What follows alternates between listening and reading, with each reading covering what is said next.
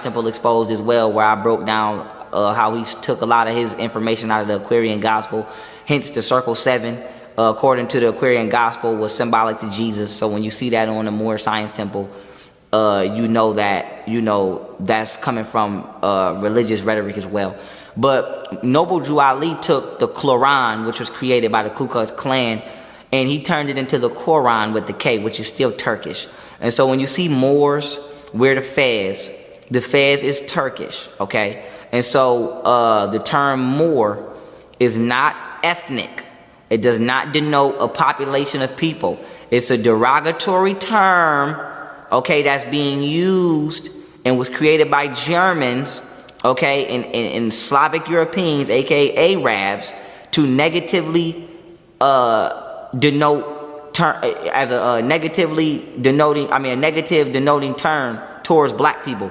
So when you hear somebody say Moor, you might as well hear the N-word, okay? And so the word Moor means stupid, sluggish, dumb. It doesn't mean anything positive. And so for me to give you a perfect example of the way that the word is used, if you ever watched that movie called The Black Knight featuring Martin Lawrence, there's a scene where the white knight comes and he basically sexually harasses the females, and specifically the black female. And when he does, Martin stands up for her. And if you remember, the knight pulls out his sword and he puts it to Martin's face and he says, "Mind your tongue, you Moor, lest I cut it out." And so when he called Martin Lawrence a Moor, he wasn't calling him nothing royal, okay, I can tell you that. And so the movie clearly depicted the understanding and the basis of that word. And so the Moorish Science Temple was not only Freemasonic. You can see it in the Moorish Science Temple newspapers and on a little sovereignty cards. You see the Masonic handshakes. You see the third eye, all of that stuff.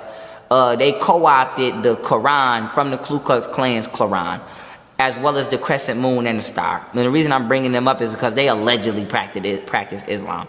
And so when you see, and you know the Ku Klux Klan's involvement with Albert Pike and becoming Freemasonic, now you can understand the Nation of Islam's involvement with the Ku Klux Klan, because Freemasons get their doctrine from Luciferianism. And so if you know anything about the Knights of Templar, you know that the Knights of Templar are important because they are the ones who allegedly created the Luciferian doctrine during the Holy Crusades. And so if you don't know what the Luciferian doctrine is, long story short, the Luciferian doctrine is basically the belief that Lucifer freed humanity from God by influencing Adam and Eve to use their free will, to which God was trying to keep them from.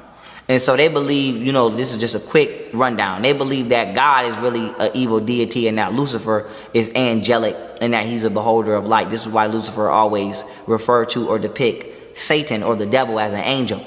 And so, of course, during the Holy Crusades, the Knights of the Templar couldn't just tell the Catholic Church or the church period that they believe now that God was evil. So they say that this is the origins of the formations of secret societies, hence via Freemasons. And so the Knights of Templar is one of the oldest and founding sectors of secret societies. And so that crescent moon and that star is associated with the Baphomet, okay, who was drawn by Eliphas Levi in the 1700s. And so when you see that crescent moon and that star on the Nation of Islam, and you see, you know, Baphomet doing the symbolism, and he got the crescent moon in one aspect and the star on his head, you know, we can start to tie these things together now. And so the reason that I'm making this point is because when you look at the Ku Klux Klan, they practice Luciferianism in the sectors of Freemasonry. And the original outfit of the Ku Klux Klan was not even a white robe. It was red, black. It was a red, white, and black robe, and it had a crescent moon and a star on it. And so with that being said, when they decided that the black community was going to be infiltrated by all of these Freemasonically controlled organizations, they gave that look and that Islam rhetoric to the black community, and then they put on the white sheets, which have the Celtic cross, which is the cross where all four sides are balanced. And that Celtic cross is actually the cross of the Knights of Templar. It's not even a Christian cross. So